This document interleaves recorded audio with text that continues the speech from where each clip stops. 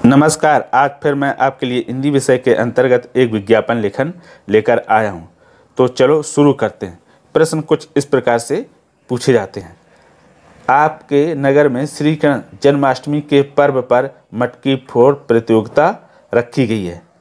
आप 25 से 50 शब्दों में एक विज्ञापन तैयार कीजिए।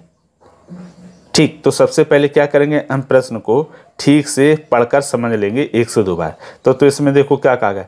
श्री कृष्ण जन्माष्टमी के अवसर पर क्या रखा गया, मटकी फोड़ प्रतियोगिता कार्यक्रम। ठीक, इसको ही हमें तैयार करना है।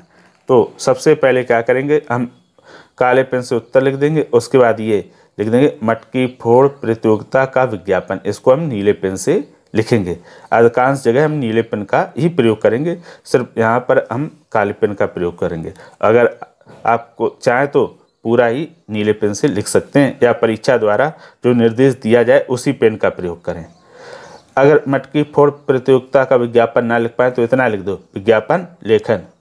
उसके बाद पेन या पेंसिल स्केल की सहायता से हम एक क्या करेंगे, बॉक्स बना लेंगे।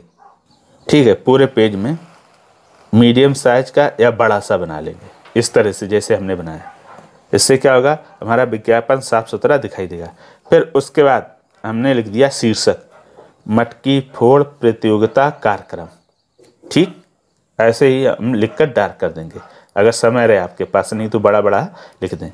फिर उसके बाद हमने ऊपर लिख दिया एक श्याम क्लब के सौजन्य से। ठीक, उसके बाद छोटी सी मटकी बना दी और ये देखो इसमें दही गिर रहा है। फिर उसके बाद हमने एक स्लोगन लिख दिया 3 शब्दों में, गोविंदा आला रे। आप ऐसे ही कोई भी स्लोगन लिख सकते हैं। फिर अब कार्यक्रम की रूपरेखा लिख देते हैं। लिख दिया कार्यक्रम, दिनांक 30 अगस्त 2000 और 2 एक्स बना दी। 2 एक्स इसीलिए बना दी क्योंकि परीक्षा में हम कभी नाम पता दिनांक सही नहीं लिखते हैं। फिर लिख दिया समय कर दिया समय 6 बजे से रात्रि 10 बजे तक। ठीक है, अब फिर सभी को निमंत्रण देना है, तो लिख दिया सभी नगर वासियों का स्वागत है, आप परिवार के साथ आमंत्रित हैं। ठीक, ये आमंत्रण करने के लिए लिख दिया। अब उसके बाद फिर हमने लिख दिया स्थान। तो स्थान कौन सा है, नेहरू नगर चौराहा भोपाल। फिर उसके बाद हमने लिख दिया स्थान, तो स्थान कौन सा है, नेहरू नगर चौराहा भोपाल। तो इस तरह से क्या होगा, हमारा ये पूरा विज्ञापन बन के तैयार होगा।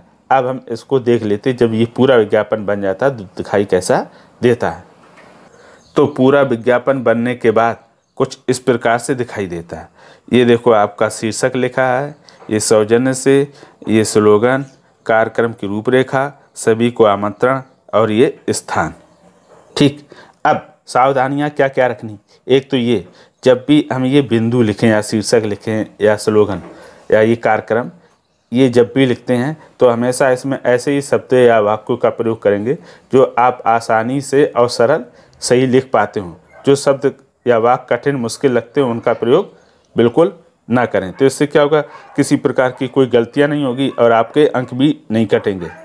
और दूसरा, हम इस विज्ञापन को 1 से 2 बार देखकर बना लेंगे, फिर तीसरी बार हम बगैर देखे अपने कॉपी में बनाएंगे। फिर मिलान कर लेंगे कि कौन कौन सी कमियां या गलतियां रहेगी। जो भी गलतियां रह जाएं उसको हम क्या कर लेंगे, उसको सुधार लेंगे। ठीक है, तो इसी प्रकार से हम दूसरे विषयों का भी अभ्यास करेंगे। आप बहुत आसानी से और कम समय में विज्ञापन बनाना सीख जाओगे।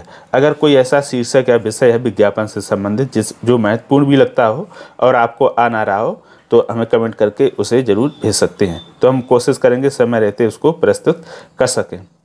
ठीक है, फिर भी इस विज्ञापन से संबंधित या विज्ञापन लेखन से संबंधित या किसी भी हिंदी से संबंधित कोई समस्या तो हमें कमेंट करके आप ज़रूर बता सकते हैं। और ये भी बताइएगा कि आपने विज्ञापन लेखन को बनाने में या समझने में, तैयार करने में आपको कौन कौन सी कठिनाई आई, कौन कौन सी मुश्किलें आती हैं।